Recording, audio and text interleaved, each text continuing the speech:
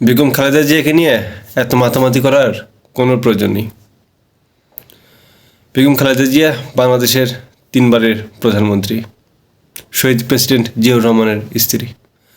তাকে এই দেশের মানুষ যথেষ্ট শ্রদ্ধা করে, যথেষ্ট ভালোবাসে। বিগত ফ্যাসিস্ট আমলে তার চিকিৎসা ব্যবস্থা করা হয়নি, তিনি জেলে ছিলেন। তারপর কি নির্মম নির্যাতন হয়েছে সেটা আমরা সকলেই জানি। কিন্তু দুঃখের বিষয় হচ্ছে, যাদের কারণে, যাদের রক্তের বিনিময়ে এই বেগম খালেদা জিয়া আজকে তাকে লন্ডনে পাঠানো হচ্ছে, তাদের চিকিৎসা কোনো ব্যবস্থা হচ্ছে না। আজকে বেগম খালেদা জিয়ার জন্য বিদেশ থেকে এয়ার অ্যাম্বুলেন্সের ব্যবস্থা করা হচ্ছে কোটি কোটি টাকা খরচ করে। অথচ এই জুলাই অভ্যুত্থানে যারা এত রক্ত দিল, নিহত হলো, আহত হলো, তাদের জন্য কি করলেন?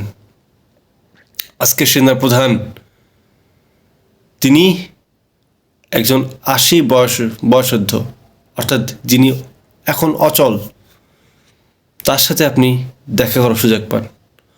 অথচ যারা নিজের এই যৌবনটাকে নষ্ট করে দিয়ে, নিজের অঙ্গ প্রত্যঙ্গ হারিয়ে এই জুলাই অভ্যুত্থানে আহত হয়েছে, হাসপাতালে তাদের জন্য আপনি কয়দিন দেখা করতে গিয়েছেন?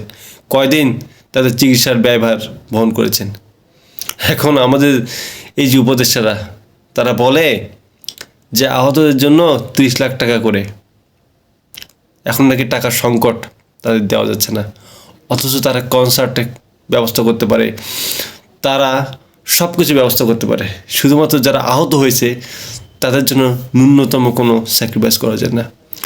আমাদের লজ্জা লাগে যখন আমরা দেখি যে আহতরা ধুকে ধুকে কাঁদে, যখন আমরা দেখি যে তাদের সমস্ত ব্যয়ভার বহন করার দরকার ছিল সরকারের, তারা যখন নিজের টাকা দিয়ে যখন চিকিৎসা করে, আবার যখন দেখি যখন টাকার অভাবে তারা যখন চিকিৎসা করতে পারে না, আমাদের লজ্জা।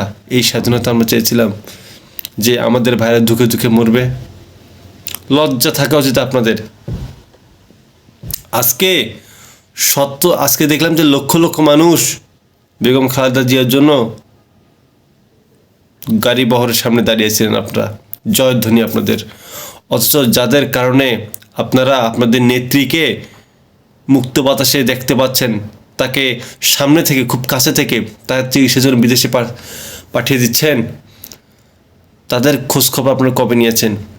কবে আপনারা দল বেঁধে তাদেরকে দেখতে গিয়েছেন, তাদের চিকিৎসা ব্যয়ভার বহন করেছেন? আপনারা কেউ জাননি। আসলে দিন শেষে আপনারা সবাই স্বার্থপর। আপনারা সবাই শুধু নিজের ক্ষমতাটাই বোঝেন। আপনাদের আসলে কত বড় যে গিরগিটি, সেটা আসলে বলার কোনো প্রয়োজন পড়ে না। আপনারা সবাই শুধু নিজের স্বার্থটাই বোঝেন, নিজের কীভাবে ক্ষমতা ধরে রাখবেন, কীভাবে ক্ষমতাকে দীর্ঘস্থায়ী করবেন, আপনারা শুধু এটাই বোঝেন। মানুষের জন্য আপনারা কোনো রাজনীতি করেন না, আপনারা রাজনীতি করেন নিজের পেটের জন্য, নিজের সম্পত্তি বাড়ানোর জন্য, অন্যের সম্পত্তির ডাকাতি করার জন্য। আপনারা এটাই বোঝেন। আপনাদেরকে আসলে জ্ঞান দেওয়ার মতো ক্ষমতা তো আমাদের নেই। আপনারা তো অনেক বড় রাজনীতিবিদ, আপনাদেরকে তো আর কিছু বলানো যায় না। আপনাদেরকে কিছু বললেই আপনারা এটা বলে, আপনি এটা দেখে নেবেন, ওটা দেখে নেবেন, আপনারা এই করবেন, ওই করবেন। কি দরকার আসলে? মানে আপনাদেরকে নিজেকে আসলে খারাপ লাগে এই কথাগুলো আপনাদের বলতে, একদম ছোট হিসেবে। যাই হোক, এখন নতুন করে আর বড় কিছু বলার কিছু নেই। 5 মাস ধরে শুধু আপনাদের সব নাটকই দেখতেছি, শুধু আপনাদের নাটক। এই নেতা, সেই নেতা, পাতি নেতা, এই নেতা।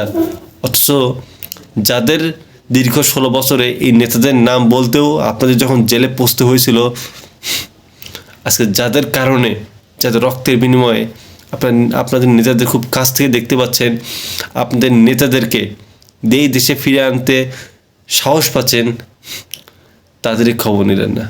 আমরা আসলেই বেঈমান, খুব বেঈমান, যেতে প্রচণ্ড বেঈমান। এই যাতে আপনি ভালো কীভাবে যাবেন বা কীভাবে হবে? হয়তো খোঁজা চালাও, এই জন্য আমাদের কখনো ভালো কিছু দেয় না। আসলে আমরা ওটা ডিজার্ভই করে না, ম্যান।